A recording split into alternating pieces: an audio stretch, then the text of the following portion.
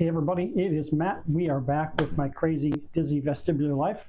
Today we are going to talk about riding in a car. So, riding in a car is very interesting for somebody with a vestibular disorder, especially if it is full loss in one or both ears. So I have bilateral vestibular loss, which means I have no vestibular function in either one of my ears. And driving is an interesting experience. So most of the time, I'm the passenger. My wife does the driving. And it's interesting because with BVL, you lack spatial awareness. And so I can't ever tell how close cars are next to us or in front of us.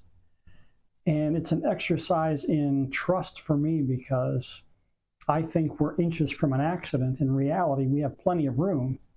And I just can't tell because of my lack of spatial awareness.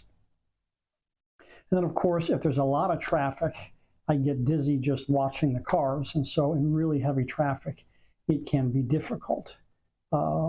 Interestingly enough, I prefer when we drive long distances to leave at 1 or 2 o'clock in the morning when there's nobody on the road. It's harder to see, but without the traffic, when there's nobody there, it's a lot easier. Do I ever drive myself? Yes, I can drive. In traffic, I can drive for about 10 to 20 minutes and I'm toast. When there's no traffic, I can go for several hours.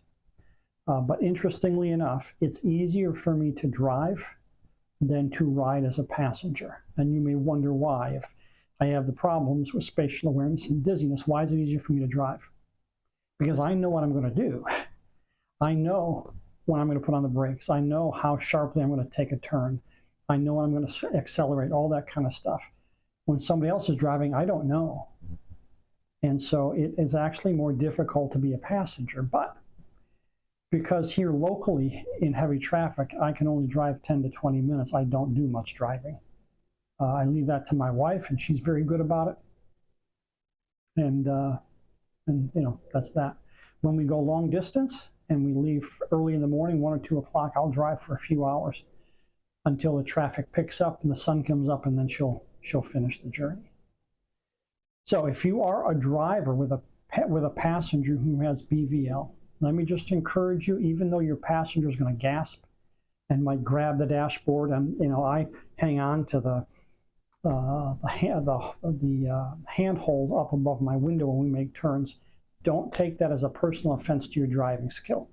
It's just because the person sitting next to you has a lack of spatial awareness, and it's very difficult to judge spaces. And that person might be getting dizzy while you're driving. So ignore the gasps. I know it took my wife quite a while to get over that stuff, but she just ignores me now and everything's fine.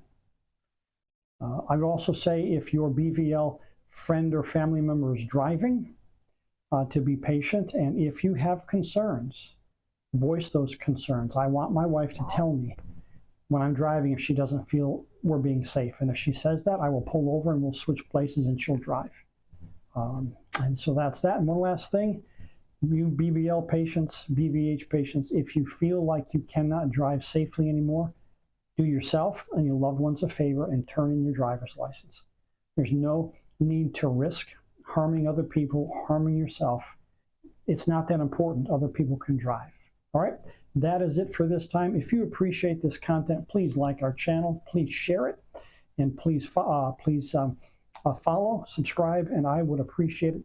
Next week, or I shouldn't say next week, next video, we're going to talk about how to deal with visits from family members. So until then, God bless you and be good.